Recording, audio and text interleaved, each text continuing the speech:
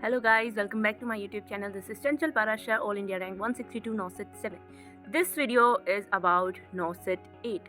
NOSET 8 में अब सिर्फ 1.5 महीना ही लगभग बचा है and most of the students मुझे टेक्स्ट कर रहे हैं कि अब क्या करें, कैसे पढ़ना चाहिए इन लास्ट 1.5 महीनों में।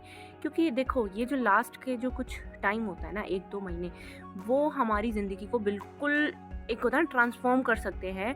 क्योंकि अगर तुमने ये 2 महीने अच्छे से मेहनत कर ली तो जो पहले नहीं की होगी थोड़ी बहुत, वो यहाँ कवर अप हो जाएगी। बट यहाँ अगर हल्की सी भी चूक हुई कि थोड़ा सा भी आपने एंग्जाइटी में ज़्यादा टाइम वेस्ट कर दिया कि टेंशन ही हो रही है, बस सोचे ही जा रहे हो, तो आप बहुत पीछे चले जाओगे। बेशक आप पहले से बहुत मेहनत कर रहे हो, बट अगर ये टाइम आपने अपने हाथ से निकाल दिया तो फिर आपका सिलेक्शन बहुत मुश्किल है।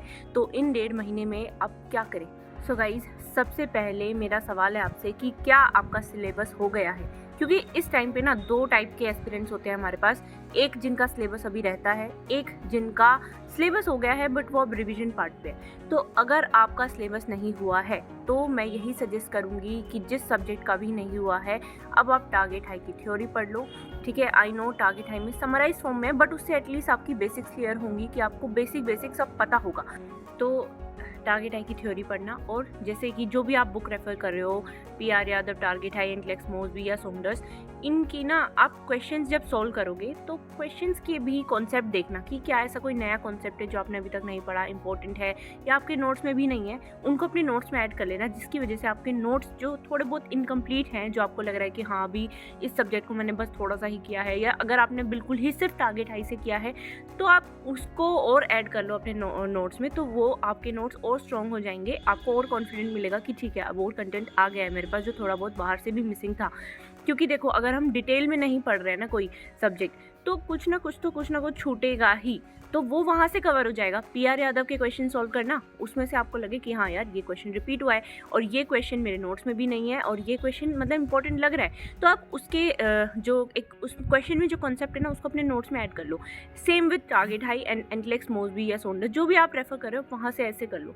ठीक है, देन अब आता है कि जिनका सिलेबस हो गया है बट अब रिवीजन कैसे करें उसमें डाउट हो रहा है। तो देखो, 1.5 महीना रह गया है। ठीक है, मैं यही कहूँगी 1 से 11 अप्रैल तो बिल्कुल छोड़ दो कि नोट्स के अलावा कुछ नहीं पढ़ना। क्योंकि अगर आप बाकी चीज़ें ऐड करने में लग जाओगे ना कि नया MCQ है, क्या पता ये क्वेश्चन ना आ जाए, क्या पता नया कोई कॉन्सेप्ट आ जाए, उसको भी पढ़ लेते हैं, उसको भी पढ़ लेते हैं, आप इन चीज़ों में लग गए ना, तो जो आपके पास पहले से नोट्स रखे हैं वो आपने पढ़े ही नहीं, तो फिर बात नहीं बनेगी। ठीक है, मैं यही कहूँगी आप जितना पढ़ सकते थे, जितना कर सकते थे, आपने सब कर लिया है। जितने टेस्ट दे सकते थे, जितने MCQ कर सकते थे, आप सब कर चुके हो। ठीक है, अपने ऊपर बिलीव रखो।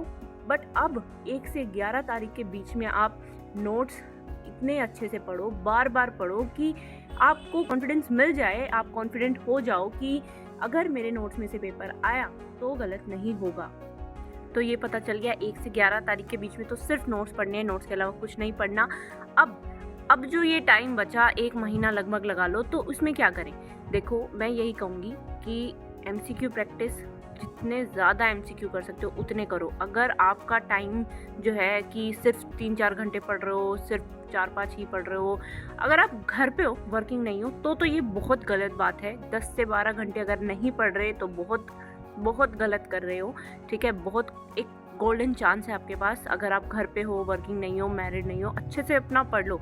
अगर आपको लग रहा है यार नहीं पढ़ाई हो पा रही है क्योंकि वर्किंग है या और भी कोई जिम्मेदारियां हैं, बहुत चीज़ें हैं, तो फिर भी मैं यही कहूँगी कि 5 से 6 घंटे तो निकालो ही निकालो। सुबह उठ के पढ़ो, सुबह 4 से 6 कुछ भी करके पढ़ो, और फिर शाम को आके फिर पढ़ो, रात को 4 घंटे लगाओ, 9 से 12 का एक वहाँ पढ़ो। क्योंकि नींद तो सेक्रीफाइस करनी पड़ेगी, अभी कर लो। ठीक है, मैं ये नहीं कहूँगी कि एग्ज़ाम से पहले सो के मत जाना, नींद पूरी लेके जाना, बट अभी अपनी नींद को थोड़ा सा कम कर लो। ठीक है, टाइम निकालो, अच्छे से पढ़ो। और MCQ प्रैक्टिस के लिए वही मैंने जो बुक्स रेफ़र की थी मैंने आपको बता दी हैं, आप मेरी और वीडियोस देख सकते हो। और मैं यही कहूँगी कि अब एक सब्जेक्ट वाइज रिवीजन कर दो। कैसे करोगे कि जैसे अब 1 महीने को डिवाइड करो, जैसे सिर्फ 3 दिन ऐसे कर करके 6 सब्जेक्ट है हमारे। ठीक है, जो MSN है उसमें थोड़ा सा टाइम लगेगा, उसमें आप 1 हफ्ता रख लो कि ऐसे करना है। अब एक सब्जेक्ट के नोट्स उठाए, जल्दी से रिवाइज किए, ठीक है। बहुत डीप में मत बैठना, क्योंकि लास्ट के 15 दिन आपको यही करना है, 10 से 15 दिन, ठीक है। तो अभी बिल्कुल डीप में मत बैठ के पढ़ना, एक बार जल्दी जल्दी रिवाइज करो, उसको थोरोली रीड करो, अच्छे से रीड करना है, समझ समझ के, ठीक है। ऐसा ना हो कि आप बस ऐसे ही पढ़े जा रहे हो, कंसंट्रेशन ही नहीं है। थोरोली रीड करो, समझो क्या कॉन्सेप्ट लिखे हुए हैं क्या नहीं है, उसके बाद आप उसके क्वेश्चन सॉल्व करो, ठीक है। प्रीवियस ईयर अगर आपको मिल जाए नॉर्सेट 2020 से 2024 के, तो आप वो भी करो, क्योंकि थोड़ा सा आइडिया हो जाएगा क्या इंपॉर्टेंट है क्या नहीं। और कुछ क्वेश्चन तो हैं जो हर साल रिपीट होने ही होने हैं, जैसे एबीजी का question, hyperkalaemia, ECG, atrial Flutter, atrial fibrillation, ये सब तो आने ही आने हैं। तो प्रीवियस ईयर देखोगे तो पता चल जाएगा, तो वो ज़रूर करना। उसके बाद देखो, मैंने ऐसे ही किया था अपने टाइम पे। रिवीजन कैसे किया था, सब्जेक्ट वाइज रिवीजन में एक सब्जेक्ट उठाया, अच्छे से रिवाइज किया, फिर मैंने उसके पीआर यादव के क्वेश्चन सॉल्व किए, फिर मैंने टारगेट हाई और एंकलेक्स मोसबी ऐसे मैंने सॉल्व किए थे, ठीक है। उसके बाद ये सारा एक बार कंप्लीट किया, फिर आपको 3 से 4 दिन देने हैं माइनर सब्जेक्ट्स के लिए। माइनर सब्जेक्ट्स अगर आपने अभी तक कंप्लीट ही नहीं किए, अभी तक पढ़े ही नहीं है, तो उनमें डीप कहीं से आपको कंटेंट ढूंढने की ज़रूरत नहीं है, सिर्फ टारगेट हाई को रीड करो। टारगेट हाई में ना सिर्फ 2 से 3 पेज होंगे ज़्यादा से ज़्यादा, ठीक है। माइनर एक एक सब्जेक्ट उठाओ, एक दिन में ना 2 से 3 सब्जेक्ट आप कर सकते हो, इतना है। और वो भी एमसीक्यू के साथ कर सकते हो, क्योंकि 200-250 क्वेश्चन ही हैं। मैं एक दिन में 1200 क्वेश्चन सॉल्व करती थी, ठीक है। तो ऐसा नहीं है इम्पॉसिबल है। जो लोग 100-150 क्वेश्चन करके सेटिस्फाइड हैं, वो थोड़ा सा अवेयर हो जाओ कि इतने क्वेश्चन से बात नहीं बनेगी, ठीक है। तो माइनर सब्जेक्ट्स के लिए आप ज़्यादा से ज़्यादा 4 से 5 दिन लो, और टारगेट हाई की थ्योरी, टारगेट हाई के एमसीक्यूज़ कर लो, माइनर सब्जेक्ट्स कवर हो जाएंगे। नॉन नर्सिंग के लिए मैंने अलग से वीडियो बना दी थी आपके लिए कि कैसे करनी है नॉन नर्सिंग, वैसे ही करनी है, ठीक है। एमसीआरई के लिए भी, आरआरबी के लिए भी, और नॉर्सेट 8 के लिए भी, तो आप वो कर सकते हो, ठीक है। करंट अफेयर्स पे ध्यान रखना और मैथ्स, ये 2 चीज़ पे अगर आपने पकड़ बना ली अच्छी, तो आपका जो नॉन नर्सिंग जो एक वो है ना टेंशन कि यार नर्सिंग तो फिर भी पता है क्या करना है, नॉन नर्सिंग में तो इतना वास्ट है, क्या करना है समझ ही नहीं आता, तो वो वहाँ से सॉल्व हो जाएगी आपकी जो प्रॉब्लम है। तो ये कर लो नॉन नर्सिंग के लिए। तो ऐसे एक जल्दी से आज ही टाइम टेबल बना लो, 2 से 3 दिन में ये एक सब्जेक्ट, 2 से 3 ऐसे कर करके जल्दी निपटाओ। फिर 3 से 4 दिन में नॉन नर्सिंग, 3 से 4 दिन में माइनर सब्जेक्ट। एक बार ये थोरो रिविजन हो जाएगी, नोट्स की भी, थ्योरी की भी, एमसीक्यूज़ की भी। उसके बाद फिर सिर्फ नोट्स पढ़ने हैं, उसके अलावा कुछ नहीं करना। तो यही एक स्केड्यूल बनाओ इसकी, और टेंशन मत लो। देखो, आपने बहुत अच्छे से पढ़ा है, अगर आपका ये 2nd 3rd अटेम्प्ट है तो भी ये पता है, जो सबसे ज़्यादा एंग्जाइटी उन्हीं को हो रही है जिनका ये 2nd और 3rd अटेम्प्ट है, क्योंकि उन्हें लग रहा है यार पिछली बार नहीं हुआ था, इस बार भी नहीं हुआ, तो वो यही सोच रहे हैं। तो देखो, ये सोचो मत, तुमने अपना 100% दिया है कि नहीं दिया है, ये ध्यान रखो। अगर आपने अपना 100% दिया है इस बार, पिछली बार आपको थोड़ा सा एनालाइज कर लिया होगा आपने कि पिछली बार कुछ कमी थी, तो इस बार अगर वो कमी भी कवर कर ली है आपने, तो आपका सिलेक्शन होना ही होना है, ठीक है।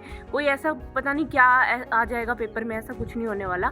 वही जो ये बुक्स हैं, इन्हीं में से सेम क्वेश्चन तो नहीं आएगा, बट वो जो रेशनल है, वो जो कॉन्सेप्ट है, उसी में से सेम क्वेश्चन उठ के आने हैं, ठीक है। तो टेंशन मत लो। और जब एग्ज़ाम दोगे तो मैं एक वीडियो बना दूंगी कि एग्ज़ाम अटेम्प्ट कैसे करना है, ठीक है। उसमें भी थोड़ा सा है प्रॉब्लम कि उस टाइम पे बच्चे एंग्जाइटी में या ज़्यादा ओवर एक्साइटमेंट में गलत कराते हैं क्वेश्चन, तो वो कैसे करना है मैं वो भी बता दूंगी, ठीक है। I will soon make another video for this.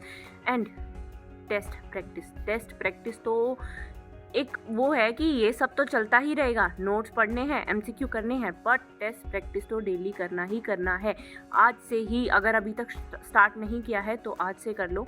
आज से 2 घंटे का एक निकालो टाइम स्लॉट, उसमें आपको एक टेस्ट अटेम्प्ट करना है, फिर आपको उसको एनालाइज करना है जब अटेम्प्ट कर लो कि कितना स्कोर बना, कहाँ कितने क्वेश्चन नेगेटिव मार्किंग हुए, क्या क्या क्वेश्चन गलत थे, तो उनके सही आंसर देखो और उनको समझो कि ये सही आंसर क्यों है। If option B is the correct answer, then why option A C D are incorrect, you should know, ठीक है। एंड ऑल्सो ये देखो कि नेगेटिव मार्किंग कहाँ हुई, क्या जिस क्वेश्चन को आपने गेस किया था, जिस क्वेश्चन में 2 ऑप्शंस में से कंफ्यूज थे, उसी में हुई। और ये हर टेस्ट में एनालाइज करना है, ताकि आपको थोड़ा सा एक पैटर्न पता चल जाएगा कि आप जब भी पेपर अटेम्प्ट करते हो तो कौन से क्वेश्चंस हैं जिनमें नेगेटिव मार्किंग होती है। तो आप थोड़ा सा पता लगा लोगे कि अगर आपको पता है कि चारों ऑप्शन से आप फेमिलियर नहीं हो और आपने फिर भी अटैम्प्ट कर दिया और वही क्वेश्चन होता है जिसमें आप हमेशा नेगेटिव मार्किंग में जाते हो, तो आप अवेयर हो जाओगे ना कि उस दिन जब आप प्रीलिम्स दोगे, मेंस दोगे, तो वो क्वेश्चन तो छेड़ना ही नहीं है, आपको पता चल जाएगा। ठीक है, तो ऐसे ही करके रोज़ टेस्ट दो। ऐसा नहीं है कि अभी जो टेस्ट दोगे उसमें से क्या पता क्वेश्चन आ जाए, ये कोई वो नहीं है कि ऐसा ही होगा। बट जो आपकी प्रैक्टिस हो जाएगी, आप 1.5 महीने टेस्ट दोगे लगातार रात को, और वो भी ऐसे सोच के कि मैं प्रीलिम्स देने बैठ रहा हूँ, ये सोच के अगर आप पेपर दोगे तो आप ना जब मेन पेपर आएगा आपकी एंग्जाइटी वैसे ही आधी हो चुकी होगी। आपको पता होगा कि मैं इन क्वेश्चंस में गड़बड़ करता हूँ, इन क्वेश्चन में मेरे नेगेटिव मार्किंग होती है, तो वो छेड़ने ही नहीं है, तो आपकी नेगेटिव मार्किंग वहीं से कंट्रोल हो जाएगी और आपका स्कोर बहुत अच्छा होगा। एंड वन मोर थिंग, बच्चे क्या करते हैं कि घर पे टेस्ट दे रहे हैं तो 100 में से 100 अटैम्प्ट कर दो, देखी जाएगी। ऐसे कर रहे हो तो फिर फ़ायदा ही क्या हुआ टेस्ट प्रैक्टिस का, जब आपने यही प्रैक्टिस नहीं किया कि कौन सा क्वेश्चन अटैम्प्ट नहीं करना, तो फिर क्या फ़ायदा टेस्ट प्रैक्टिस का। तो मैं यही कहूँगी, हर टेस्ट को ऐसे सॉल्व करना कि बहुत केयरफुल बिल्कुल होके कि ये क्वेश्चन अगर अटैम्प्ट किया तो कहीं नेगेटिव मार्किंग में ना चला जाए, तो मतलब क्या क्वेश्चन स्किप करना चाहिए क्या नहीं, तो थोड़ा सा ऐसे करके टेस्ट देना, तभी आपके लिए फ्रूटफुल होगा। एंड गाइज आई नो बहुत एंग्जाइटी फील हो रही होगी, बहुत नॉर्मल है इस टाइम पे। मेरा एग्ज़ाम था ना, मैं रात को जब नॉर्सेट प्रीलिम से एक रात पहले मैं यही सोच रही थी कि यार मैंने NNL जो बेस्ट कोचिंग थी, जो बिल्कुल कॉन्सेप्ट इन डिटेल पढ़ाते हैं, मैंने वो पढ़ा। ठीक है, मैंने Target High, PR Yadav, NCLEX Mosby, NCLEX Saunders, ये जितनी इंपॉर्टेंट बुक्स जो सब बताते हैं मैंने सब की, और मैंने एक बार नहीं, मैंने 3 बार की। ठीक है, तो और मैंने नोट्स भी पढ़ लिए हैं अच्छे से, मैंने टेस्ट भी 2 महीने मैंने लगातार टेस्ट दिए हैं रात को। तो अब अगर सिलेक्शन नहीं हुआ तो मेरे पास तो कुछ बचता ही नहीं है कि अब अगली बार फिर मैं क्या अलग करूँ, मैंने तो सब कर दिया है। मैं यही सोच रही थी कि यार अब तो मतलब कुछ बचा ही नहीं है जो मैंने नहीं किया, तो फिर तो होगा ही होगा। फिर बस मैंने भगवान का नाम लिया और मैं सो गई। ठीक है, और वो सच में मेरा प्रीलिम्स बहुत अच्छा गया, I got all India rank 31। तो यही सोचना है कि क्या आपने लापरवाही तो नहीं की है, अच्छे से पढ़ो। ठीक है, आपने जो पढ़ा है उसमें से ही आएगा, ये सोचना है बस कि हाँ मैंने पढ़ लिया है ना, हो गया है, जो थोड़ा बहुत छूट जाता है। ठीक है, ऐसा नहीं है कि बिल्कुल कुछ नहीं छूटा, सारे मेडिकल इतनी वास्ट है कि कुछ ना कुछ तो रह ही जाएगा, तो वो अलग चीज़ है। बट आपने मेन सब चीज़ें कर ली है ना, तो बस अब बस भगवान का नाम लो और अच्छे से अब ये 1.5 महीना इतनी मेहनत करो कि आप सीधा एम्स नर्सिंग ऑफिसर बन के निकलो। ठीक है, तो thank you for watching this video and all the best future nursing officers.